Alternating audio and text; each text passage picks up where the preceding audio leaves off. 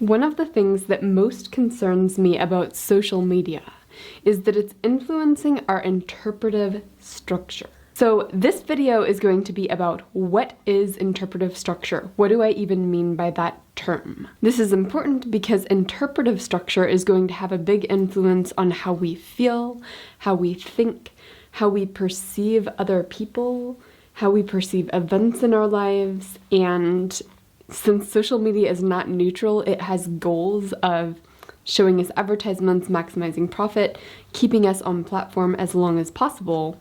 We should be concerned if it uses our interpretive structure to achieve its goals. I would like to approach this with an example, and that is you walk into a hotel and you notice someone across the lobby. So the external circumstances are the same in every scenario I describe. What's different is how you feel, how you interpret the meaning of that person being in the lobby, and how you react to particular words or actions that this person might then aim at you. So to begin with, this person could be many different things. It could be a good friend. It could be someone who you believe is trying to kill you. It could be an old beloved teacher. It could be someone who falsely believes that you are responsible for the death of their child. And obviously, in all of those situations, you're going to feel differently and you're going to interpret certain actions differently. So one of the actions we might consider is the person rushes toward you. How do you feel about that? Do you start running? Do you react strongly? Do you rush toward them? Well, that depends on your interpretation of their intentions. Now, your brain is constantly making guesses about the environment around you, particularly related to threat. This goes back to the book How Emotions Are Made. The basic idea is that you have a body budget, which is a budget for your emotional energy. And your brain is trying to constantly predict how much emotional energy and also physical energy should I allocate to this particular interaction with this person across the room. And if it's a good friend, you don't need to allocate much emotional energy toward that because it's going to be a positive interaction. You don't need to protect yourself from threat. But obviously, if the person is trying to kill you and they rush toward you, you need to immediately devote emotional energy, physical energy toward dealing with that situation. And the same is true if they wish you harm in a way that's not physical but reputational. Like if you believe that they're paparazzi, or if you believe they're trying to dig up dirt on you to try to cause you reputational harm, that's still going to need to draw from your emotional budget to figure out how to deal with the situation. So your brain has to make these predictions quickly if it wants to protect you well.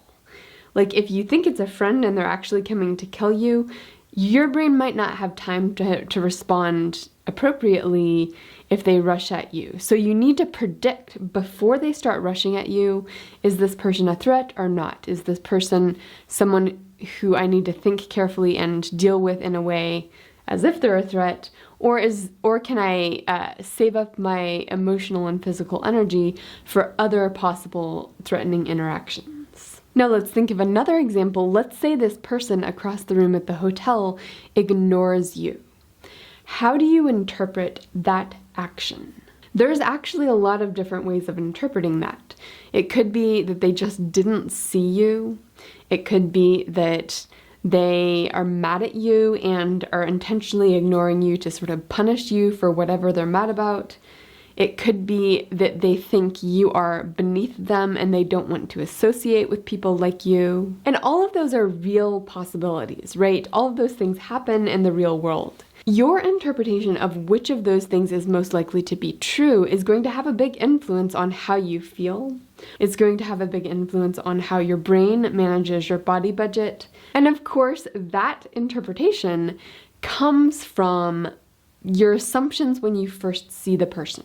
And these assumptions are going to happen on the System 1 level, according to Daniel Kahneman's System 1, System 2 dichotomy, where System 1 is just the part of your brain that is reactive, instinctive. It happens without you deliberating on it, you're going to have certain assumptions about that person and how to interpret them ignoring you. And you could imagine pretty reasonable assumptions behind any of those possible interpretations. For example, let's say it is a good friend, but you stood them up on a coffee date or something like that. Maybe in that case, them ignoring you is a pretty reasonable interpretation of their actions. But if your past experience with them is entirely positive, you're much more likely to just sort of assume automatically that them ignoring you is because they didn't see you. Now, I'm worried about social media coming in and influencing our interpretive structure. In this scenario, one way that social media could influence your interpretation of them ignoring you is if social media sort of stirred up some drama among the group of friends that that particular friend is associated with, so that it pulled information that made it seem like people in that group don't like you, or like people in that group were talking negatively about you behind your back. If social media had tried to frame things to get you to believe that that group sometimes talks about you behind your back, then you're much more likely to interpret them ignoring you as coming from a place of anger or hostility or looking down on you or whatever. Another interpretation that social media could stir up might be that people in their class look down at people like you. Maybe they're in a higher class, maybe they have more education, a higher status job. If social media has fed you a lot of content that says people of their class look down their nose at people like you and don't want to associate with people like you, then your brain is much more likely to interpret them ignoring you as being them not wanting to associate with you, even if that's not true. So your brain naturally, even before you've thought about it, is going to project some interpretation onto the situation. And that interpretation is sort of the culmination of all of the experiences you have in the past, all of the content you've consumed online. And because so much of our social lives happen online, there is a chance that the content that's fed to us through our social media feeds could actually influence our instinctive reaction and our instinctive interpretation of different actions. Let's do one more example, which is, let's say the person comes up to you, they don't rush toward you, they just come up to you and they ask the question, where did you get that ring? You're wearing some sort of a ring that was a gift from your parents, whatever it is. How do you interpret that? Well, for one of the points I'm making here is that most of your interpretations are not deliberative. They're going to be instinctual in terms of, what does this person mean by asking about my ring? So different interpretations here might be, they love the ring and they'd like to buy one for themselves.